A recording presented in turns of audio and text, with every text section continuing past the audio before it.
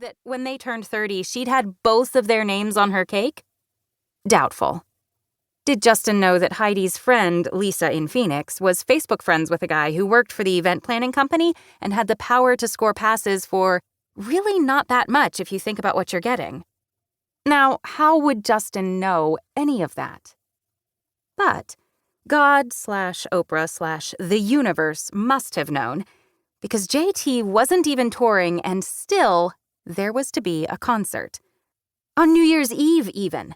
The only actually fun holiday, according to Heidi. The surprise offer had suddenly popped into Lisa in Phoenix's inbox, which set off a mad flurry of last-minute planning and favor-asking.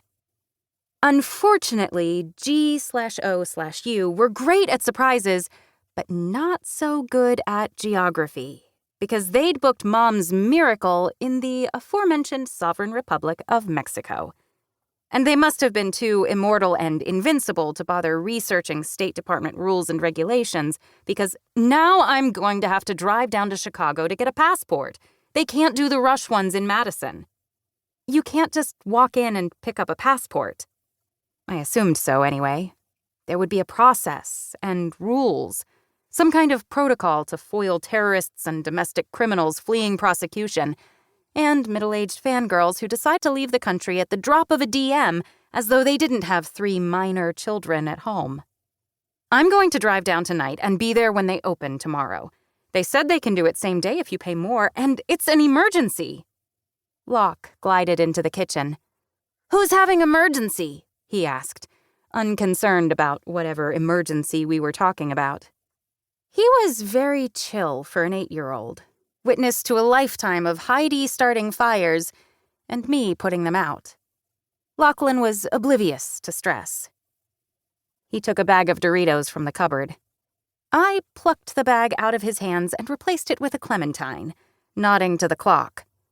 We had a pact that we wouldn't start on chips until after noon over winter break, and there was still 50 minutes to fill with stuff that wasn't crap.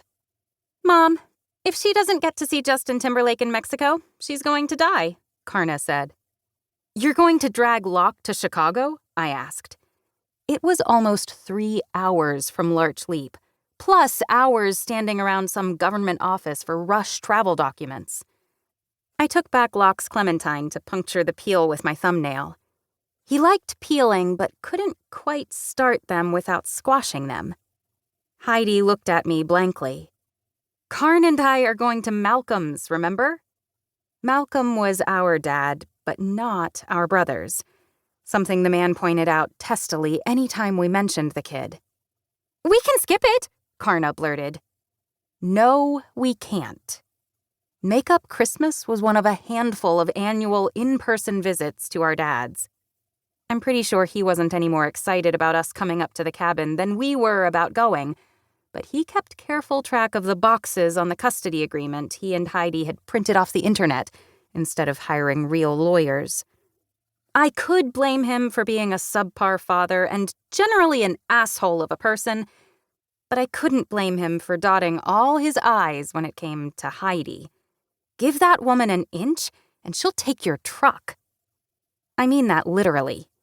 Right before I turned 16, Malcolm was late on a couple of checks, and it ended with me getting a dumpy old mini pickup he used to haul small loads of junk or deer carcasses. They used to call those trucks toys, but toys implies something fun instead of something unreliable, inefficient, and embarrassing. It worked out fine for him, though, because the reason he was short on cash in the first place was that he'd bought a brand new F-250. We missed the day he christened it with deer guts. "You should take Locke with you," Mom said. "It'll be fun. You can bring skates." I glared at her over Locke's head. Every part of that was a bad idea. 1, we should not take Locke with us. Malcolm didn't like children generally, which made him a real winner as a substitute teacher and a father, but he hated that kid in particular. It had nothing to do with Lachlan, who was actually pretty great for a second grader. Malcolm regarded our brother as a disease Heidi had picked up after they split. 2, it would not be fun, mostly because of 1.